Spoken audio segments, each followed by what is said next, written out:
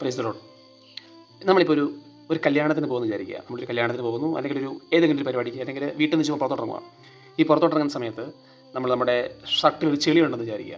Shirt ചെളിയുണ്ടെങ്കിൽ നമ്മുടെ buttons മാറിയിരിക്കുവാണെങ്കിലൊക്കെ ഈ പുറത്ത് ആൾക്കാരുടെ അടുത്ത് അയ്യോ ബട്ടൺസ് മാറ്റിയിട്ടിട്ടുണ്ടല്ലോ, ഷർട്ട് ചെളിയുണ്ടല്ലോ എന്നൊരു സാധനം നമ്മളിങ്ങനെ കോൺഷ്യസ് ആക്കും. നമ്മൾ ചിന്തിക്കും ഇത് ആൾക്കാർ കാണുന്നുണ്ടോ, ഇത് കാണാതിരിക്കാൻ എന്നാ ചെയ്യണം എന്നിങ്ങനെ ഒരു സാധനം നമ്മുടെ മുഖത്തിങ്ങനെ മിന്നി മാറും. ആ ഒരു ഭാവങ്ങളെ, ഈ ഒരു ആശങ്ക, ഈ ഒരു ബുദ്ധിമുട്ട് നമുക്ക് നമ്മുടെ ആത്മാവിൻ്റെ കാര്യത്തിലുണ്ടോ?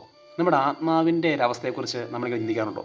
ഒരാളുടെ അടുത്ത് പോയി നിൽക്കുന്ന സമയത്ത്, പുറത്തിറങ്ങുന്ന സമയത്ത് എൻ്റെ ആത്മാവ് ശുദ്ധമല്ലല്ലോ, എൻ്റെ ആത്മാവിൻ്റെ അകത്ത് കുറച്ച് പ്രശ്നങ്ങൾ കിടപ്പുണ്ടല്ലോ, ഞാൻ കുറേ കുഞ്ഞു കുഞ്ഞു പാപങ്ങൾ ചെയ്യുന്നുണ്ടല്ലോ, എൻ്റെ അകത്ത് പലർക്കും വിഷമം കിടപ്പുണ്ടല്ലോ, ദേഷ്യം കിടപ്പുണ്ടല്ലോ, വെറുപ്പ് കിടപ്പുണ്ടല്ലോ, അശുദ്ധി കിടപ്പുണ്ടല്ലോ. ഈ ഒരു സാധനം എന്നെ ഡിസ്റ്റർബ് ചെയ്യാറുണ്ടോ?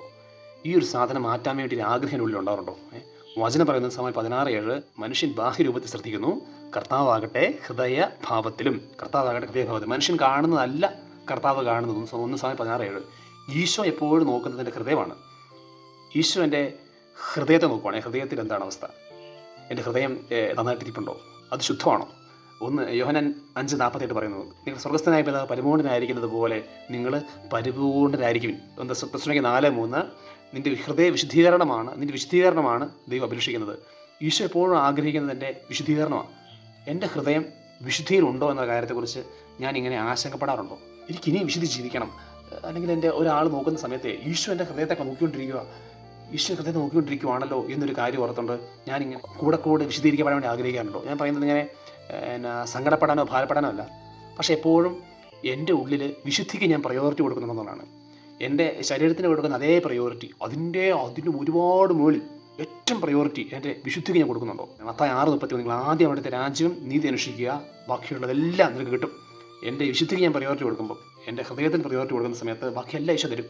എൻ്റെ പ്രയോറിറ്റികൾ എൻ്റെ വിശുദ്ധിയെ മാറട്ടെ. പലർന്ന് അടിക്കാൻ പറ്റും, പക്ഷേ എൻ്റെ ഹൃദയം ഈശോ കാണുന്നുണ്ട്.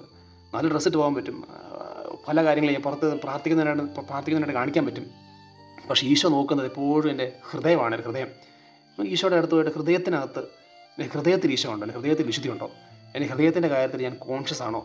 ആ കോൺഷ്യസിലേക്ക് നമുക്ക് വരാൻ പറ്റും. എല്ലാവരും ആ ഒരു കോൺഷ്യസിലേക്ക് വരുവാണെങ്കിൽ, എൻ്റെ ഹൃദയം എന്നൊരു കോൺഷ്യസിലേക്ക് എല്ലാവരും വരുവാണെങ്കിൽ എത്ര പെട്ടെന്ന് നമുക്ക് വിശുദ്ധനാകാൻ പറ്റും.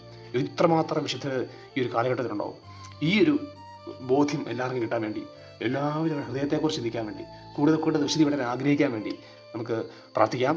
പ്രാർത്ഥന കമൻ്റായിട്ട് പോസ്റ്റ് ചെയ്യുക. കൂടുതൽ പ്രാർത്ഥന വരട്ടെ. കൂടുതൽ വിശുദ്ധർ ഈ കേരള സഭയിലുണ്ടാവട്ടെ. ആമേൻ.